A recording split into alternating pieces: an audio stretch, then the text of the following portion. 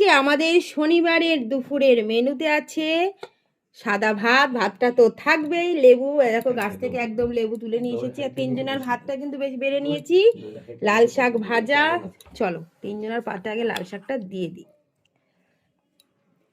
ও শাকে যদি একটু বাদাম দিতে পারতাম দারুণ হতো।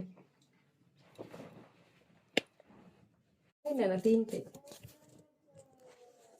আর করে নিয়েছি আলু পোস্ত। আলু পোস্তটাও না দিয়ে দেবো পাতে, আলু পোস্তটা পাতে দিয়ে দেবো।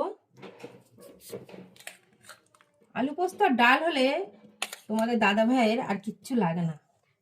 আমার বাবির জন্য ভেবেছিলাম সোয়াবিন করব, পাঁপড় ভাজবো, আর ভালো লাগছিল না শরীরটা, এখানেই থেমে গেছি। আর আছে একদম ঘন করে ডাল, কারণ ডালটা আমি একটু ঘনই পছন্দ করি। এরকম সেদ্ধ লঙ্কা দিয়ে দিয়েছি, ডালটা পরে দিচ্ছি। আর আছে আমের চাটনি, আমার মা আম দিয়েছিল, এই যে ফজলি আমের চাটনি। ওরে বাবা, আবার তো দই নিয়ে এসছে, আমি কিন্তু দেখিনি জানো তো। দেখো দইটা দিয়ে ভাত বাড়ছে দেখেছে, দইটা নিয়ে এসে বসিয়ে দিয়েছে। ঠিক আছে চলো, আজকে শনিবারে এটাই আমাদের নিরামিষ খাওয়া দাওয়া। এবার চলো খাই।